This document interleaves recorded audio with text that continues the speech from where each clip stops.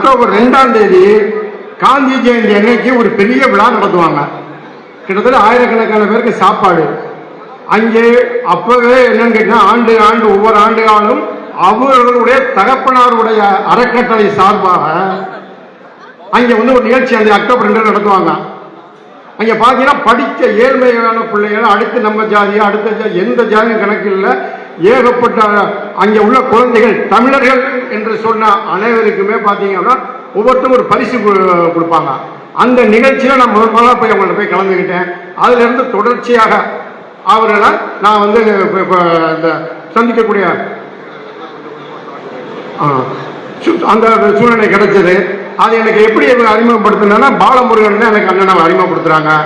அதனுடைய தொடர்ச்சியாக நாங்கள் அவர்கள்ட்ட பாலமுருகன் கொண்டு நாங்கள் மருதுபாண்டியர் ஐயாவை கொண்டு போய் நம்ம முப்பாட்டன் மருதுபாண்டியரை கொண்டு போய் சேர்த்தது பாலமுருகன்.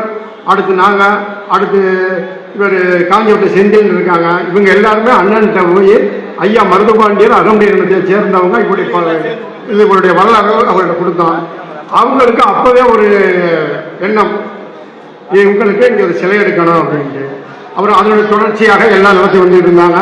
பூமி பூஜை போட்டாங்க. அந்த பூமி பூஜையிலையும் என்னை அங்கே அழைச்சி கௌரவப்படுத்தி அங்கே உள்ள பூமி பூஜையும் அந்த நிகழ்வு நடந்தது.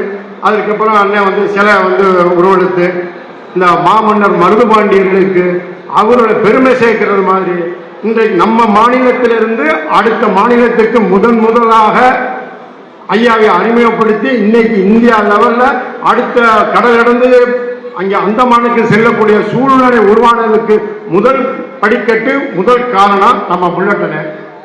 அண்ணன் மட்டும் இல்லைங்க, அவங்க குடும்பத்தை சார்ந்த உறவுகள் அனைவரும், அவருடைய மகன், அவங்க மனைவி, அவங்களோட குழந்தை எல்லாருமே என்ன பண்ணாங்கன்னா அவங்களுக்கு உந்துகோலா இருந்தாங்க. அவங்களுக்கு நான் மருதுபாண்டிய வாரிசார் சார்பாக நன்றியை தெரிவிச்சுக்கிறேன் அவங்க குடும்பத்தார் அனைவருக்கும். அது மாதிரி எங்களையும் கூப்பிட்டு கௌரவப்படுத்தினாங்க. அங்கே வைக்கக்கூடிய கல்வெட்டிலையும் மருதுபாண்டியருக்கு கௌரவப்படுத்தின மாதிரி வாரிசாருக்கும் கௌரவப்படுத்தி அதில் பேர் பதிவு பண்ணியிருந்தாங்க. அதுக்கும் வாரிசார் சார்பாக நன்றியை தெரிவிச்சிருக்கிறேன். அடுத்தபடியாக இப்போ அடுத்த நிகழ்ச்சி இந்த செயலி நம்ம அகம்பேர் சமுதாயத்திற்கு என்று செயலி ஒன்று ஆரம்பிச்சிருக்காங்க. இதை அனைத்து சமுதாயங்களும் ஆலோசனை நடத்தி அந்த ஒரு கட்டமைப்புக்கும் கீழே வரணும்னு நான் கேட்டுக்கிறேங்க. எங்கள் வாரிசார் சார்பாக கேட்டுக்கிறேன். எந்த ஒரு நிகழ்வாக இருந்தாலும் நம்ம கொஞ்சம் விட்டு கொடுத்து, தயவு செஞ்சு எல்லாருமா அதை விட்டு கொடுத்து போய் ஒவ்வொருத்தருக்கும் அங்கங்கே பெரிய பெரிய சங்கங்கள் இருக்கு. சென்னையில் பெரிய சங்கம் இருக்கு, மதுரையில் இருக்கு, கிருஷ்ணகிரியில் இருக்கு, இங்கே சிவகங்கையில் இருக்கு, ராம்நாடு எல்லாத்துலையும் இருக்காங்க. அங்கங்கே அவங்கவுங்க ஜாம்பாவனம்.